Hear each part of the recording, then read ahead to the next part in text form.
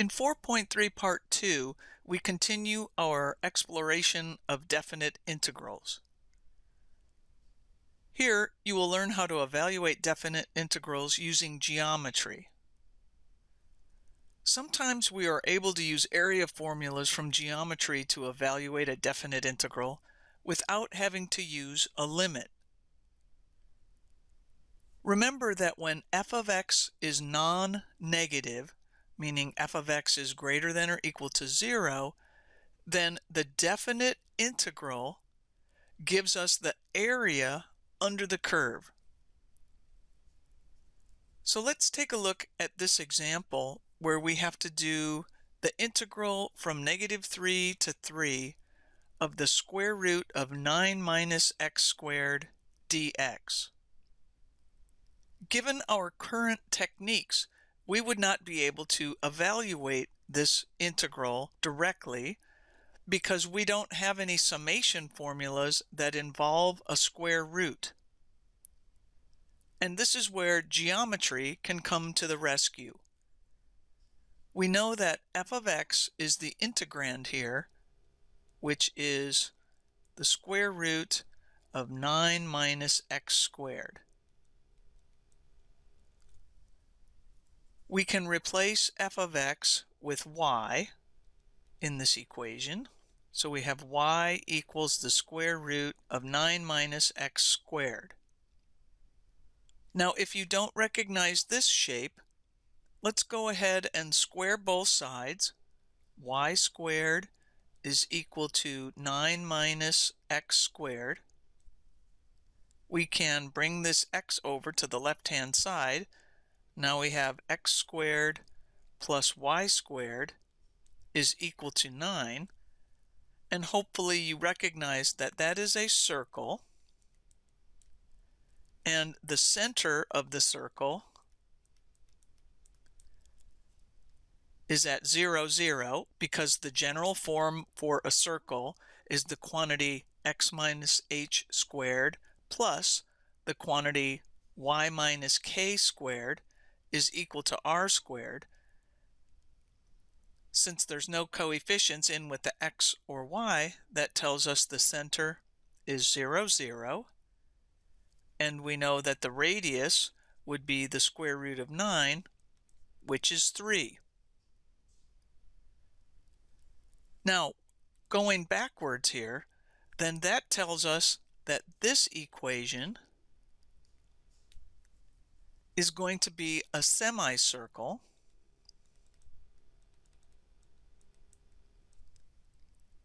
And we recognize that it is the upper half. And the reason that we know that it's the upper half is because all the y values have to be positive. There's no negatives here. Let me help you understand this better by reminding you of some college algebra that you learned. If we start with our equation for the circle, we have x squared plus y squared equals 9. First, we isolate the y squared. Then we apply the square roots property to get that y is equal to plus or minus the square root of 9 minus x squared. Now we have an equation that's equivalent to that first equation for the entire circle. Now, if we break this into two parts, one for the positive y values and one for the negative y values, now we get the upper half semicircle with those positive y values, and we get the lower half semicircle with the negative y values.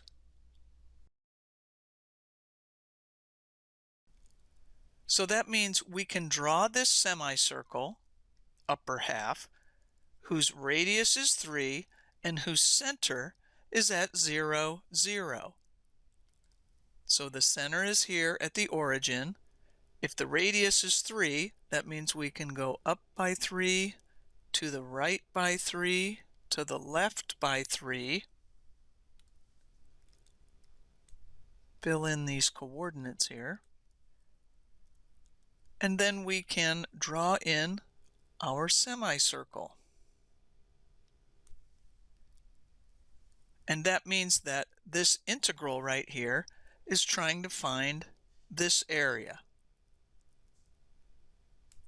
We don't need to do an infinite limit of a sum here because we know that the area of a circle is equal to pi times its radius squared, which means that the area of a semicircle is going to be half of that, 1/2 pi r squared.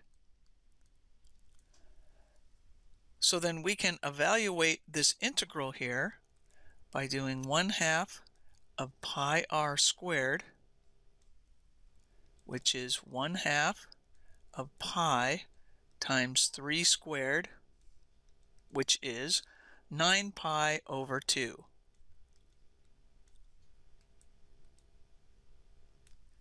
And we were able to evaluate a definite integral without ever having to do the infinite limit of a sum, because we were able to draw a picture of f of x, which was this semicircle, and then use our knowledge of geometry to find the area under the curve.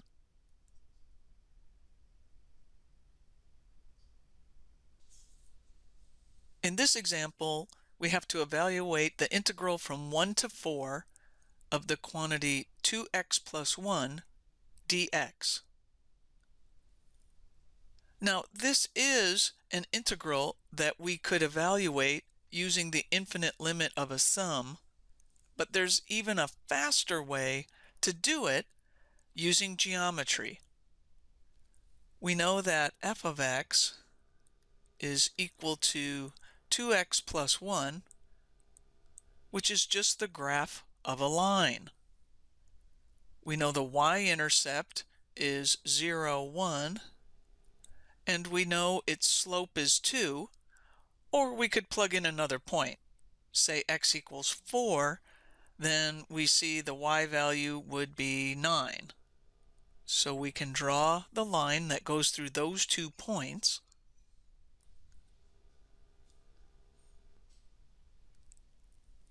We are integrating from 1 to 4, so we can put in x equals 1, a vertical line there, and x equals 4, the vertical line there. Now, because f is non-negative, meaning it's at or above the x-axis, then that means this definite integral will give us the area under that curve. So that means we have to find this area.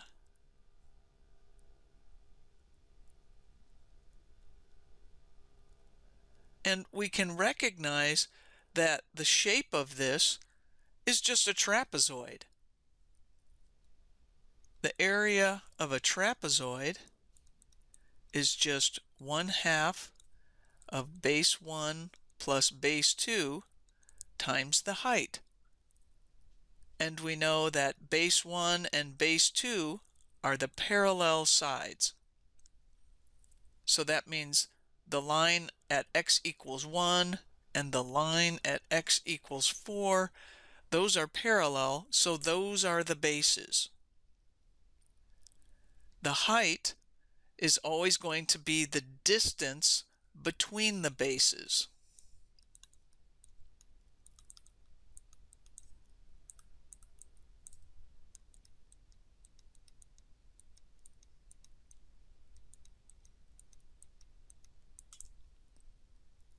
So then that means to find this integral, all we have to do is evaluate this area. Well, we've got base 1. We can see base 1 has a length of 3. Base 2 is this line segment here at x equals 4. It has a length of 9. And the height, since it's the distance between the bases, this would be the height, and that is equal to 3. So then to evaluate this integral, we just have to use the area formula for the trapezoid, 1/2 base 1 plus base 2 times the height. So that's going to be 1/2 of 3 plus 9 times 3, which is equal to 3 plus 9 is 12. Half of 12 is 6. 6 times 3 is equal to 18. So once again, we were able to evaluate a definite integral by using the properties of geometry, because when f of x is non-negative, meaning it's at or above the x-axis, then the definite integral will give us the area under that curve, and in this case, we were once again able to use geometry to evaluate that area.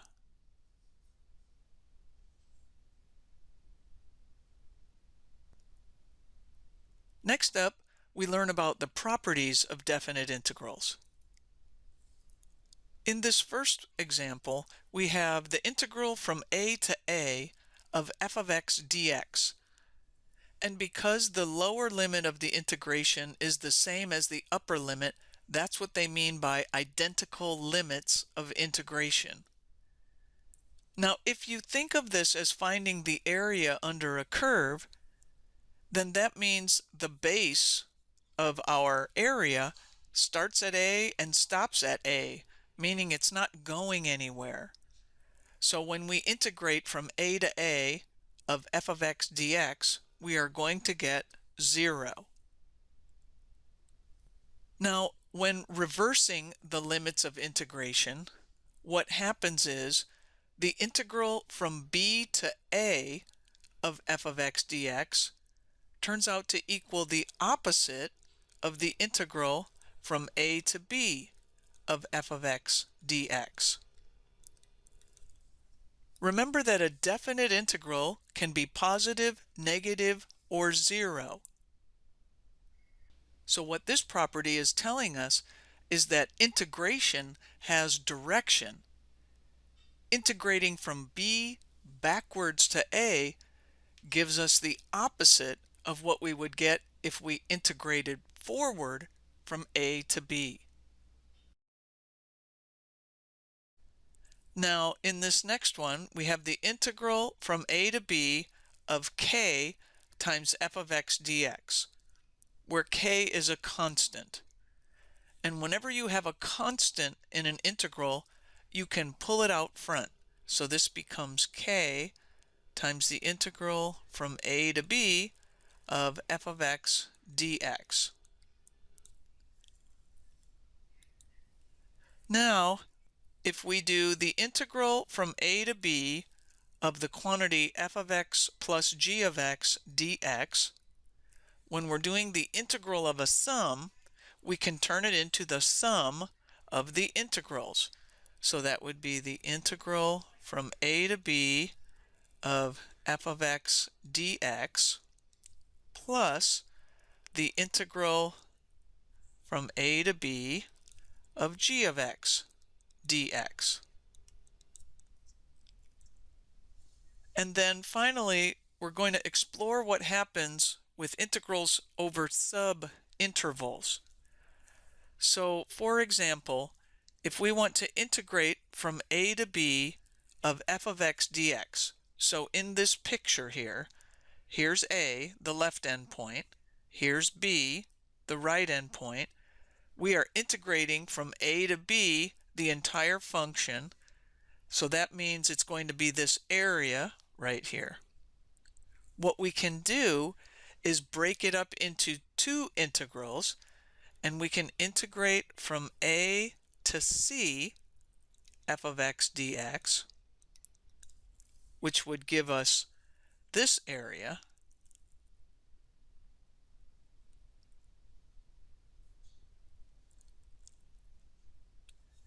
And then we can add to that the integral from c to b of f of x dx,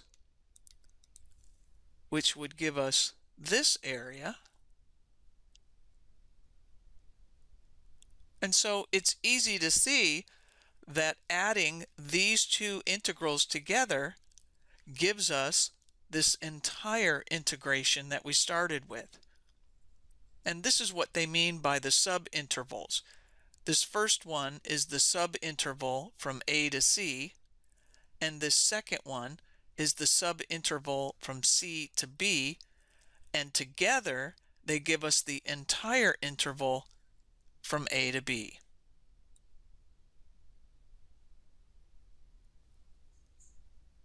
In this example, we have to evaluate each definite integral given that the integral from 4 to 10 of f of x dx is -5, and the integral from 4 to 12 of f of x dx is equal to 13. So in this case, we don't know who f of x is, but we do know something about a couple of definite integrals involving f of x.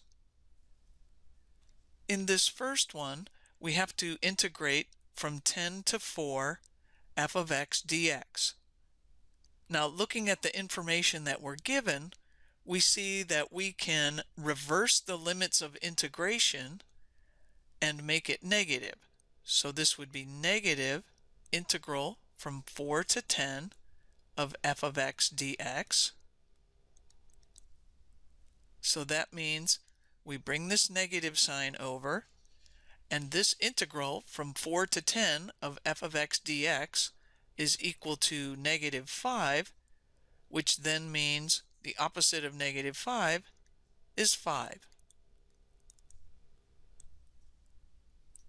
So it's important to notice that just because we are integrating in the backwards direction doesn't mean we're going to get a negative value. It just means we're going to get the opposite of what we would have gotten if we integrated in the forward direction. Here, in this integral, we have to evaluate the integral from 10 to 12 of f of x dx. Now what we have is the integral from 4 to 10 and the integral from 4 to 12, and what we are trying to find out is the integral from 10 to 12. Now we know that the integral from 4 to 12, which is this one, of f of x dx, can be broken up into subintervals, where we integrate from 4 to 10 f of x dx plus the integral from 10 to 12 of f of x dx. Now, looking at the givens, we know that the integral from 4 to 12 of f of x dx is 13. We know that the integral from 4 to 10 of f of x dx is -5, and the only thing left to find is the integral from 10 to 12 of f of x dx. So isolating this on the right-hand side, integral 10 to 12 f of x dx, and taking this -5, and that means we would have to add 5 to both sides. The left-hand side becomes 18, and now we know what this integral is here, 18. So the properties of definite integrals are powerful tools we can use.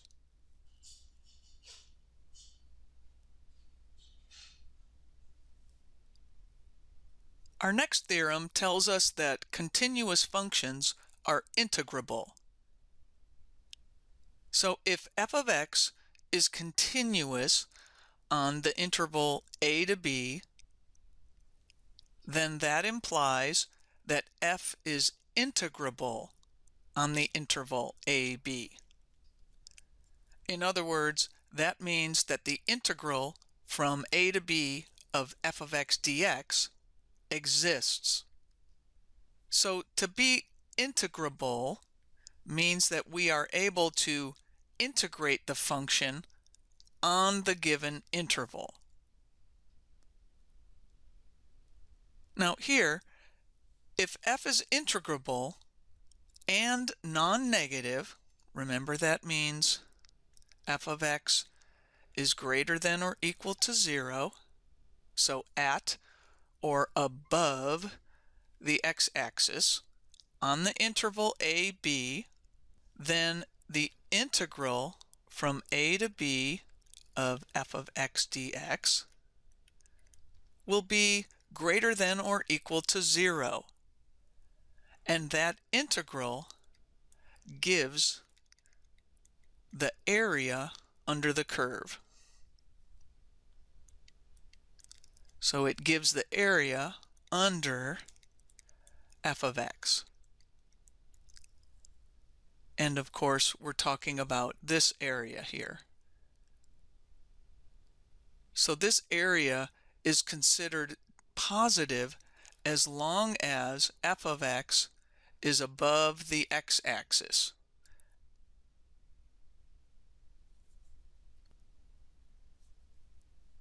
Now, if f of x is less than or equal to g of x on some interval a to b, and that's what this graph is showing, f of x has y values that are less than or equal to the y values of g of x, and that's what we mean when we say f of x is less than or equal to g of x. Then we know that the integral from a to b of f of x dx will be less than or equal to the integral from a to b of g of x dx. And it's pretty easy to see because this integral, a to b of f of x dx, will give us the area under f of x,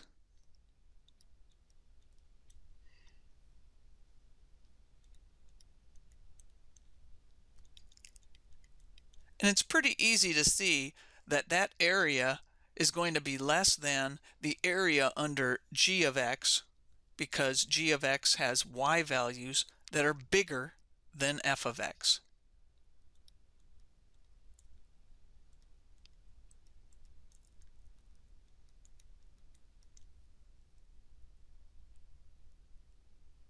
Now this brings us to the concept of net area. Consider a region bounded by the graph of a continuous function.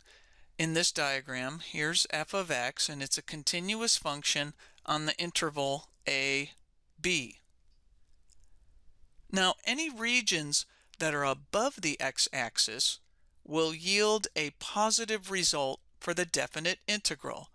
So that means this region here, R1, and this region here, R3. Those are above the x-axis, so those will result in what we call a positive net area.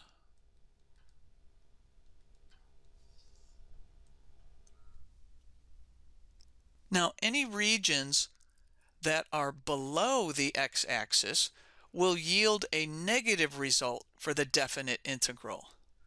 So you can think of it as negative net area.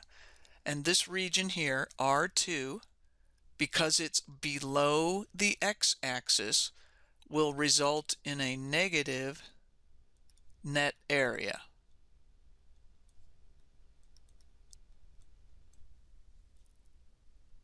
Then suppose we know the area of R1, we know the area of R2, and we know the area of R3, then we would be able to compute this integral from a to b of f of x dx by taking R1, subtracting away R2, and adding R3. And that's because R1 and R3 are areas that are above the x-axis, so they're positive, and R2 is an area below the x-axis, so its net area is negative. Now, area itself can never be negative, just like distance can't be negative. But we use the term net area to describe regions that are above and below the x-axis. So if this region 2 here was your patio outside, say, and you were going to buy some indoor-outdoor carpeting for it, you wouldn't go to the store and order negative 100 square feet of carpet. You would order 100 square feet of carpet, or whatever its area was. But net area is a concept that we use so that we can designate an area under the x-axis as being negative.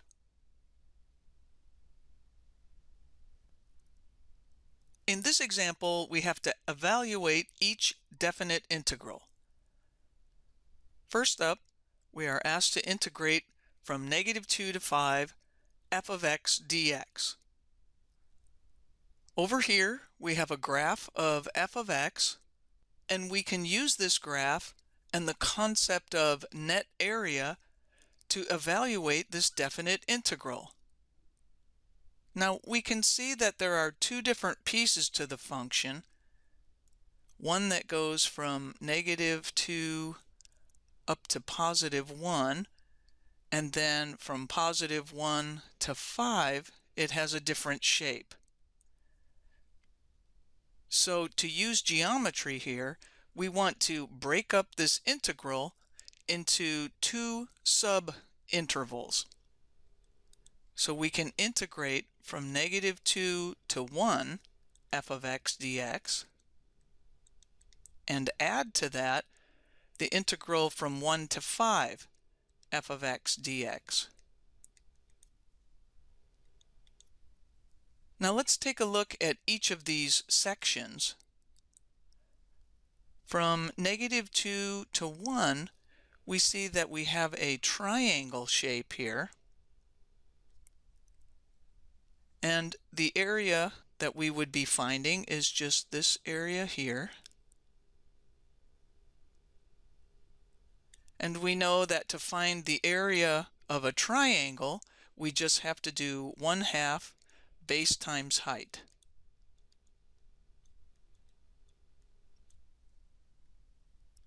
So that's going to equal 1/2 times the base of the triangle. We see from -2 to 1 is a length of 3.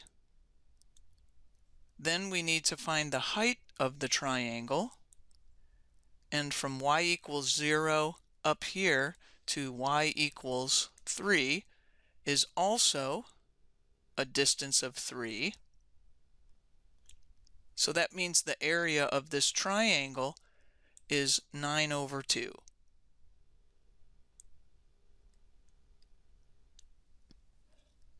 Which then tells us that this first definite integral from -2 to 1 of f of x dx is equal to 9/2. Now we have to add to that the integral from 1 to 5 of f of x dx. Now if we look over here, that area is a semicircle. And we know how to find the area of a semicircle. It's just half the area of a circle, so it's 1/2 of pi r squared. Now remember, we need r here, and the distance from 1 to 5 is not r, that would be the diameter. So r has to go from the center to the circle, and you can see that r is equal to 2. So then the area of this semicircle would be 1/2 pi times 2 squared, which is 1/2 of 4 is 2 times pi. Now, the area of the semicircle is 2 pi. However, the net area of this region would be -2 pi because it lives below the x-axis.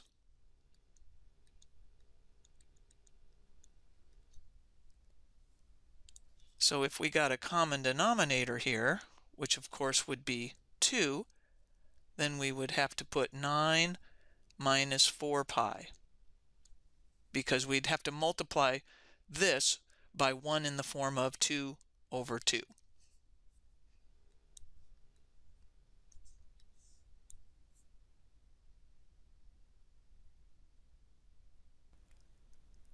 Next up, we want to integrate from -2 to 5 the quantity f of x plus 2 dx.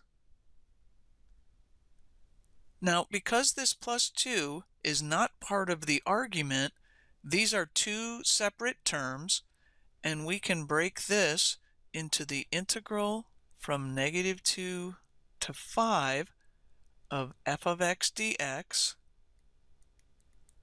plus the integral from -2 to 5 of 2 dx. Now, this first integral we already know. We just figured it out above. It's 9 minus 4 pi over 2. So then the only thing we need to do is figure out this integral. Now here, the function that we're graphing is 2. So we could call it g of x equals 2. And we know that that's the graph of a horizontal line. It goes through y equals 2. We are integrating from -2 until 5. 1, 2, 3, 4, 5.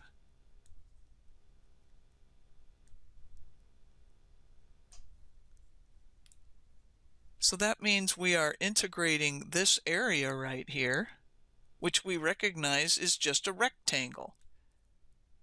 To find the area of a rectangle, we know we just have to do base times height. Now the base of this rectangle goes from -2 to +5, so 5 minus a -2 is 7. And the height of the rectangle, real easy to see, is 2. So we are just multiplying 7 times 2, which is 14. So the area of this shaded rectangle is 14. And that means this integral from -2 to 5 of 2 dx is 14. Now we need to get our common denominator of 2. So we would multiply this by 2 over 2. We know our denominator is 2. In the numerator, we would have 9 plus 28. So that's going to be 37. And then we still have to subtract 4 pi.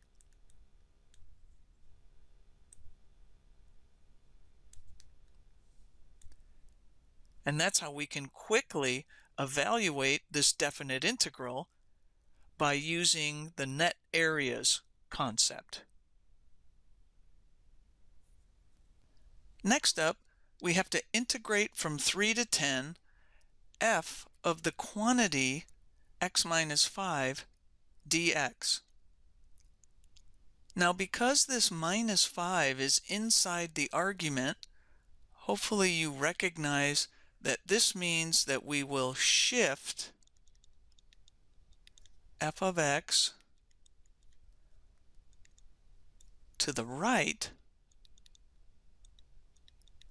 by 5 units. So now imagine that we had the original graph of f of x, and we just take the whole entire graph and we shift it to the right by 5 units. So instead of starting at x equals -2, it's going to start at x equals 3.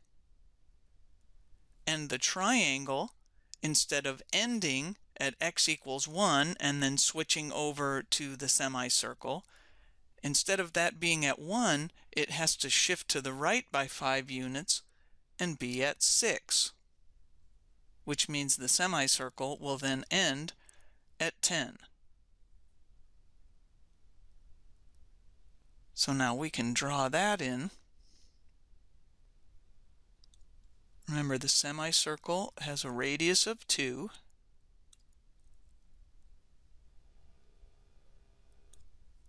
So you see that the area that we are finding is still exactly the same area that we found with the original graph.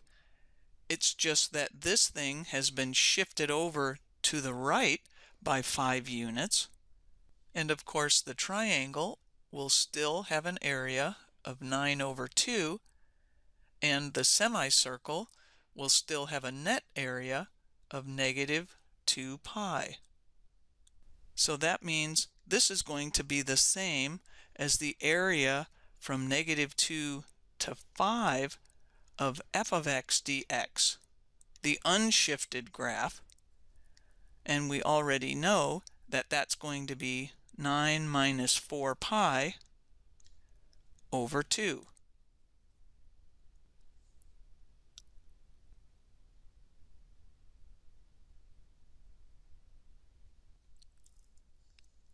In this last example, we have to integrate from negative 2 to 5 the absolute value of f of x dx.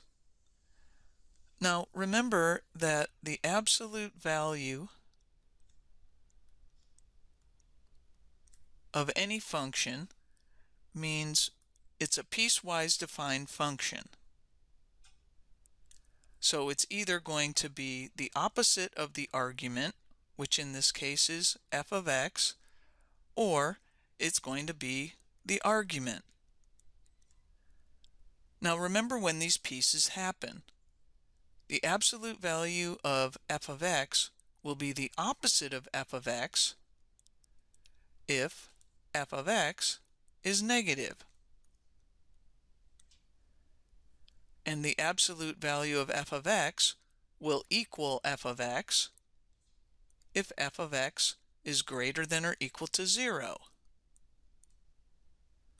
Now remember what these mean in terms of a graph.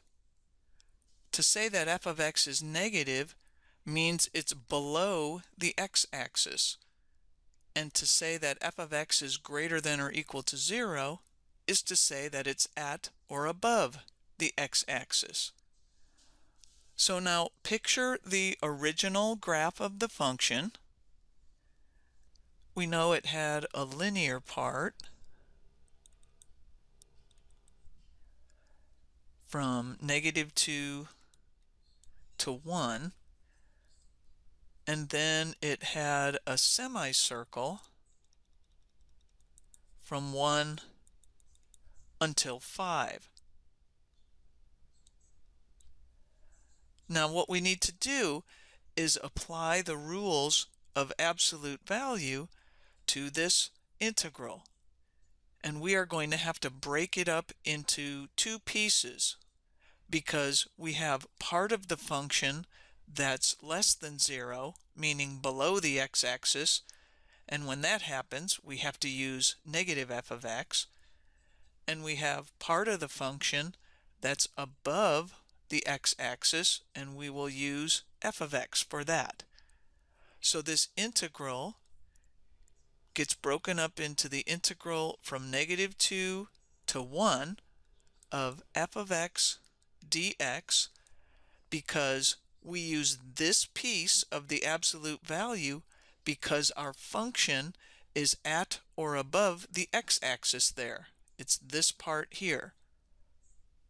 So we can go ahead and draw that in. We know that area here. We have figured that area out already. We know that it is 9 over 2. So we can label that in here.